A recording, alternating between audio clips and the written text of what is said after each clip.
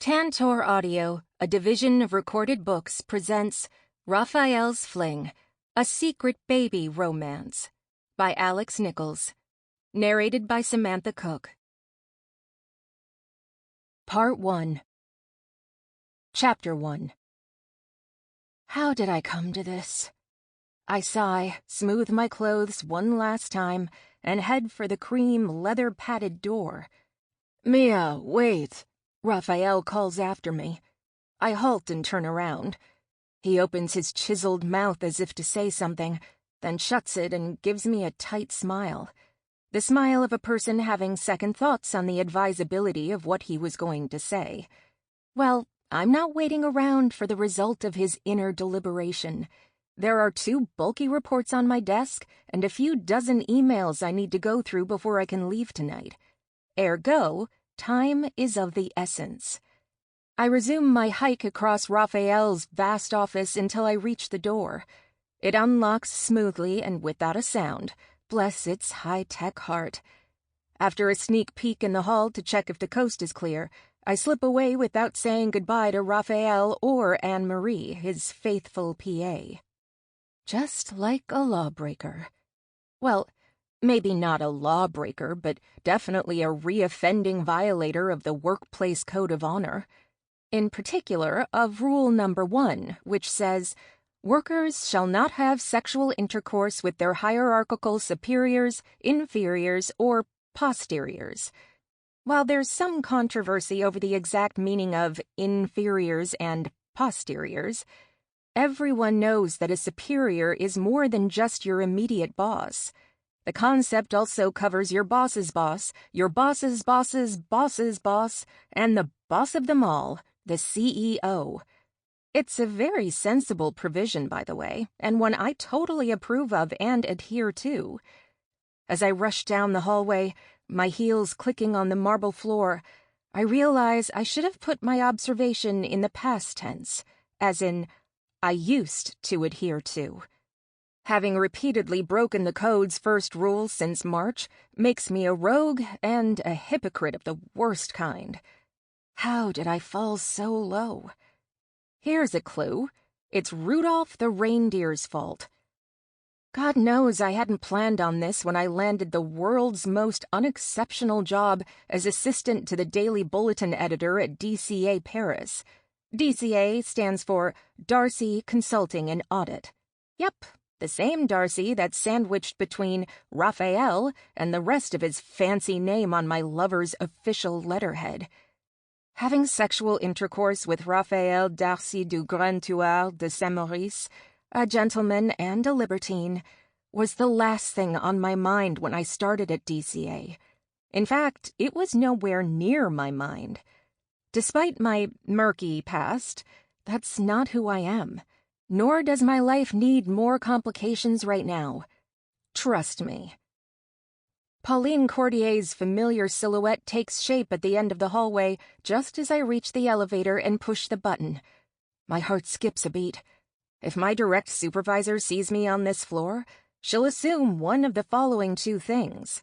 A, my presence here is work-related, meaning I'm going over her head. Or B, my presence here has nothing to do with work, meaning I'm sleeping with one of the senior managers. Needless to say, both alternatives are equally conducive to me getting sidelined, ostracized, and ultimately, fired. I take a deep breath and give the approaching figure a furtive glance. It isn't Pauline. The woman doesn't even look like her now that she's closer. Phew. You may not believe me, but I wasn't sure what Raphael D'Arcy looked like when DCA hired me. Having scanned his official bio in preparation for my job interview, I had formed a vague image that boiled down to young, well-born, and well-dressed. The specifics of the founding CEO's background and appearance hadn't lingered in my mind. I doubt they'd even entered it, because they were not important. All I wanted from Monsieur D'Arcy was a job at his firm that gave me a monthly paycheck to complement the pittance my school calls a scholarship. That way I could finish my doctoral program without having to sleep under bridges or borrow money. Parisian bridges can be drafty, you see. and damp. As for the stench, courtesy of well-groomed dogs and ill-groomed humans, don't even get me started. On top of all that, bridges offer no suitable storage space for research notes, photocopies, and books. In short, they suck as accommodations. As for the borrowing, my parents taught Ava and me that debt must be avoided at all costs. Their "debt is bad" precept proves stronger than the knowledge that everyone lives on credit in Western societies today. Except my parents, that is. Then again, they live in rural Alsace. Life's a lot cheaper there than in La Capitale, so they were able to make it into their 50s without a single loan to cloud their horizon. I step off the elevator on the second floor, relieved that no one saw me in top management's heavenly quarters, and my phone rings. Considering that I've been sneaking out like this for 2 months already, the probability that someone will see me and that it'll reach Pauline's ears is growing by the day. It freaks me out more than I care to admit. As I answer the phone, Raphael's deep, sexy timbre breaks me from my worries. "You left your panties here," he says, sounding amused and smug at the same time. In short, his usual self. "No, I didn't." Oh, crap. I did. "I've got 5 minutes before the managerial," he says. "So if you want to come back and collect—" "No." I look around and lower my voice. "It's okay. I'm sure I can make it through the afternoon without them." "Oh, I don't doubt that. The question is whether I can make it through the afternoon with the knowledge you're without them." He pauses, as if pondering the question, and then adds, "and with them in my pocket." My stomach flips. Something achingly, yet delightfully heavy gathers low in my abdomen, reminding me of what Raphael and I had been up to a mere half-hour ago. Suddenly, every step I take makes me aware of my pantyless condition. The friction of my skirt's silky lining against my bare skin makes it prickle. My breathing becomes strained, and my heart thumps in my chest. As I struggle to calm myself before entering the office I share with 2 other assistants, I picture myself in Strasbourg, in our family physician's immaculate office. "What's my diagnosis, doctor?" I'd asked after he's examined me. "Not to worry, mon enfant. You live." He'd push his regular glasses to his forehead and put on his reading glasses. "You have a textbook case of lustium irresistiblum." "Please, can you make it go away?" He'd smile and shake his head, updating my file on his computer. "It's like a viral cold. It'll clear up on its own, eventually." And that, my friends, is the second clue to the mystery of how I got here. It appears I've caught a virulent strain of lustium irresistiblum for lady killer Raphael D'Arcy, and with my luck, will likely get caught before it clears. "Got to go," I whisper into the phone, and hang up. I take a few long breaths to chase my arousal away before I enter the office. Easier said than done. The things Raphael says, the things he does to me, they don't just excite. They break into my brain and muddle it up on a deep, molecular level. Throwing ethical norms against that kind of invasion has been as effective as attempting to shoot down the Death Star with foam darts. But I'll keep on trying, till the bitter end. Chapter 2. I spent the first month at DCA Paris without a single sighting of Le Big Boss, as the assistants in my department call him. This is not surprising, considering the 6 floors and about as many layers of hierarchy that separate us.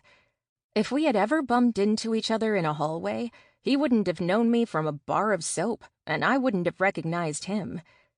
Then the traditional Christmas party arrived.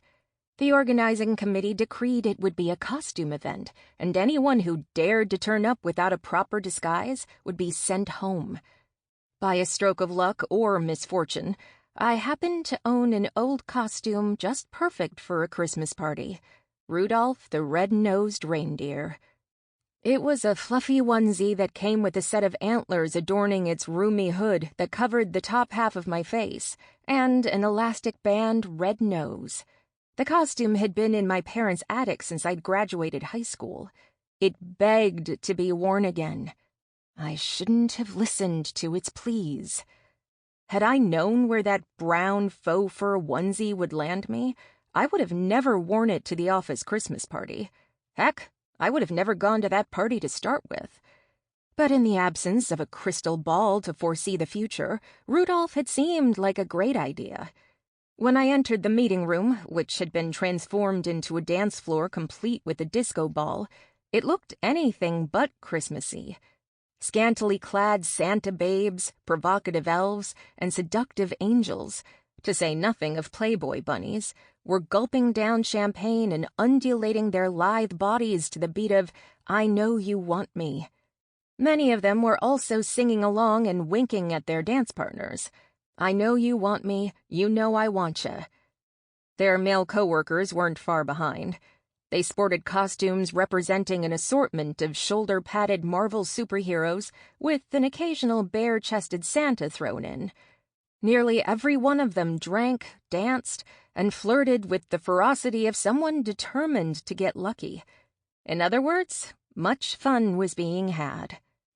"The name of the game is Locate le Big Boss," my office mate Delphine said, handing me a glass of bubbly. A champagne cork shot through the air, a little too close for comfort to my face. I ducked, spilling the contents of my flute and making Delphine chuckle. Straightening up, I looked around. "Maybe he isn't even here." "Word on the street says he is." Delphine winked, refilling my flute. "Barb and I have been trying to figure out which Iron Man he is, based on stature and voice." "Personally, I think he's neither," a tutu-clad black swan said, planting herself next to us. Upon closer examination, the swan was Anya, a junior auditor famous for her illustrious conquests. "Personally, I think he's Père Noël over there." Anya pointed at the tall, fully dressed Father Christmas stroking his white beard and chatting with two playboy bunnies in the corner of the room. "You may be right," Delphine said, contemplating the group. "I've heard Raphael's latest fling was one of those ménage à trois deals that every man dreams about." I smirked. "So you think he's trying for an encore?" "The hell he is." Anya put her chin up and pulled down her areola-revealing top. "His next fling will be with me." With that, she strode toward Père Noël, her head high and her step bouncy. I couldn't help picturing her firing at will from her jutting boobs, decimating the bunnies and snagging le big boss. At least for the night. "Have fun, ma cocotte," Delphine said to me, moving away to greet a newcomer. I marched away from the champagne cork crossfire and imminent bunny massacre. Since I hadn't the slightest intention of locating Raphael D'Arcy, I stayed away from superheroes and Santas the entire evening, gravitating toward the older and more conservatively dressed colleagues. At some point, I danced with a fellow onesie-clad snowman who had an oversized carrot for a nose. But mostly, I sipped champagne and talked politics with the over-50 crowd. The problem was said crowd thinned quickly after midnight. By 1 a.m, it became hard to find someone more interested in having a conversation than in making out. Not that anyone, male or female, would want to make out with Rudolph the Red-Nosed Reindeer. My second problem was that I was growing increasingly warm and uncomfortable in my faux fur costume. I would have left, I should have left, then and there, but Delphine and I had agreed to share a cab ride home, seeing as we live in the same arrondissement. Unfortunately, by the time I was ready to leave, Delphine was engrossed in an advanced flirtation with the Hulk, who looked a lot like her longtime crush, Alberto. There was no way she was leaving now. I sighed, refilled my flute, and stepped out onto the dark balcony. Removing my red nose, I turned my face up to let the fresh December air cool it. 5 minutes later, I was having a blast all by myself on the balcony, which was more of a terrace as far as I could make out in the dark. My body temperature had dropped, and my champagne-soaked brain had cleared enough to realize that the random balcony I'd escaped to offered the best view of Paris I'd ever seen. My night was beginning to look up. Looking out over the parapet, I downed my champagne and admired the brightly lit city when someone stumbled out and came to stand next to me. It was the snowman I'd danced with earlier. He gave me a nod and touched his beer bottle to my flute. "To your good health." "And to yours," I said, trying to figure out how drunk he was. And if I was peeved or pleased at his arrival. Peeved, I decided. Definitely. Unlike us staid reindeer, snowmen were fickle creatures. They could melt down on you any time. Chapter 3. "Rudolph, buddy, I feel for you," Snowman said, turning to me. "It's a fucking sauna in there. Is it always that hot in our offices?" I shook my head. "It's the fairies' fault." Linda and Kat," I explained. "They were too cold in their filmy numbers, so they turned up the heat about an hour ago." "I see." Snowman drew a little closer and placed his beer on the parapet.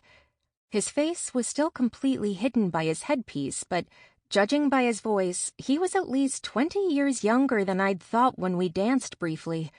He hadn't opened his mouth then, so I'd assumed he was older based on his funny costume and wacky dancing style.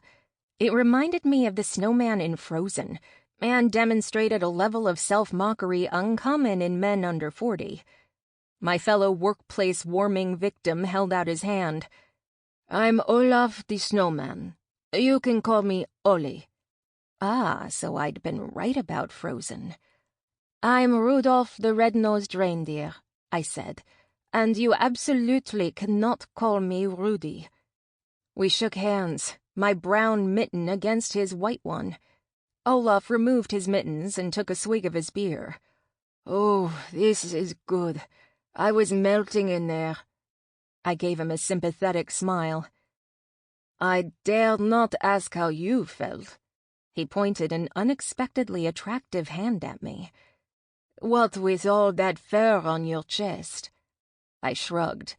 "Like a Laplandic reindeer parachuted to Africa." "You're new at DCA, right?" he suddenly asked. "Uh-huh. You?" "Not anymore." He tilted his head to the side. "Auditor?" "God forbid. I'm terrible with numbers." "What then?" "Editorial assistant." He didn't offer a comment, but I could almost hear his brain hum as he tried to figure out my purpose at DCA. "The news bulletin," I prompted. He lifted his chin in comprehension. "Of course. Stupid me. I read it every day." "And so you should," I said primly. "Especially the global politics section compiled by this reindeer." He fake-tipped his hat off to me. "What is it you do for a living, Ollie?" I asked. "I audit. Smart career choice." "I guess." He shrugged slightly. "What did you study?" "History." "I see," he said. "Do you?" "It's one of those fun subjects that won't fetch you a well-paying job." I sighed. "And yet I persist on my path to economic marginalization." "What do you mean?" "I'm enrolled in a doctoral program." "What's your topic?" "Prostitutes in medieval Paris." "Wow," he said. "Can you give me some fun facts?" "Prostitution isn't exactly a fun topic." "Oh, come on." He gave me a small nudge. "Don't go all priggish on me. I'm sure you've dug up things that are at least a little bit entertaining." "Okay, Let me think. I racked my brain for a piece of information that would qualify as entertaining. Okay, here goes. Harlots were required by law to wear special clothing to distinguish them from honest women. He propped one elbow on the parapet and turned to me completely. Like miniskirts? Yeah, right. I curled my lip. It could be a cloak, a belt of a specific color, or a certain type of headdress. What else? I pinched my chin. Okay, here's one more. Decisions on which neighborhoods should host the Maison Close were sometimes made at the highest level. In Paris, for instance, it was Louis IX who chose to put them in the Beaubourg neighborhood. That makes sense. Why? There's a street off Rue de Rivoli named after bad boys, Rue des Mauvais Garçons. Actually, the name of that street has nothing to do with harlots. How disappointing. But that of Rue Petit Musc does. The original name was Rue Petit Mus. A whore hides here. How fascinating. His gaze lingered on the uncovered lower half of my face. One more? All right, I said. Last one. It better be good, then. Ollie? I arched an eyebrow. Don't you go all cocky on me. It doesn't work when you're dressed as a snowman. Good point, Rudolph. He tugged at his carrot nose so it pointed downward. I stand humbled. I tucked my bottom lip in with my teeth to hide my smile. So, by popular request, here's one more fun fact. Foreign guests of state were taken to luxurious brothels for a special treat as late as the 19th century. Oh, I can so imagine their official program, he said, hilarity tinting his voice. 3 p.m., briefing at the Foreign Ministry. 7 p.m., dinner at the Élysée Palace. 11 p.m., French kissing in Beaubourg. I chuckled, noting how deep and velvety Olaf's voice was. Actually, it was really handsome, his voice. For a snowman, that is. Sorry to disappoint you, I said, but the official program didn't mention any kissing. Those outings were usually marked down as a visit with the President of the Senate. He threw his head back and whooped with laughter. For the next 5 minutes or so, Ollie and I watched the festive lights of Paris in companionable silence. When the Eiffel Tower launched into its hourly dancing lights show, I found myself growing disturbingly aware of Ollie's physical presence. He still looked just as comical in his incongruous costume as I did in mine, but his sexy baritone and beautiful hands had made me notice other things about him, such as his tall frame and broad chest. It was very disconcerting. Who knew being a climate refugee was fun? He said, breaking the silence. In my case, it's climate and crossfire. How so? Champagne. He furrowed his brow. Whenever someone pops a bottle, I said, I expect the cork to hit me in the eye. Even when the bottle is directed at the opposite wall? I nodded. I expect the cork to ricochet off that wall and hit me in the eye. Has that happened before? No, I admitted, which increases the statistical probability it would. Guilt kicked in before I'd finished that sentence, making me regret the inappropriate analogy. How dare I compare myself to real refugees fleeing armed conflict? Then I heard Ollie's soft chuckle, and something weird happened. The shame and guilt withdrew into some faraway recess of my brain, leaving me wonderfully giddy. Soon enough, those feelings would come back with a vengeance in all their sticky glory. The poison duo never left me alone too long, not since the calamity. But right there on that enchanted terrace, the duo was offering me a Christmas gift, a rare moment of genuine, unmarred fun. and I was taking it, no questions asked. "Is it just me, or is it getting warmer out here, too?" Ollie asked. It wasn't just him. I was definitely feeling it. Was it because of the costume? If that was the case, I should ditch my useless wool blend coat and wear Rudolph all winter. Or maybe we were experiencing a bout of real global warming that had nothing to do with fairies, heaters, or faux fur. "You're right," I said. "The air is abnormally warm for late December. If you were a real snowman, you'd be a puddle at my feet by now." "If you were a real reindeer," he retorted, "you would have said, 'at my hoofs.'" Oops. He cocked his head. "Actually, if you were a real reindeer, you wouldn't have said anything at all. You would have lapped me up and noshed on my carrot."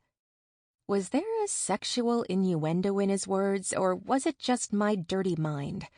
I couldn't see Ollie's expression, but I could feel his eyes boring into me. That's when I realized how much I itched to see his face. "Aren't you too hot with your headpiece on?" I asked. He snorted. "You'd like me to go headless, Rudy? I'm just concerned about your comfort." I put my hands on my hips. "And it's Rudolph to you." Am I flirting? How unlike me.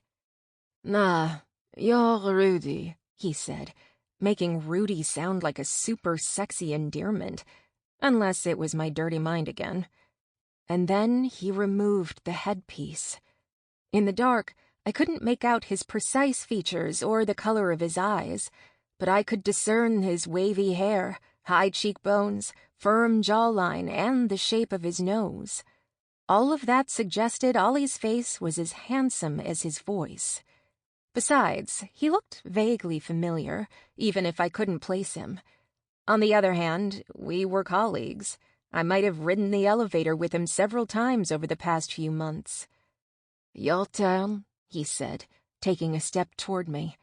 He flashed his teeth in a sweetly innocent smile, but his voice and posture communicated something a lot less innocent. I half expected him to grow fangs and sink them into my neck.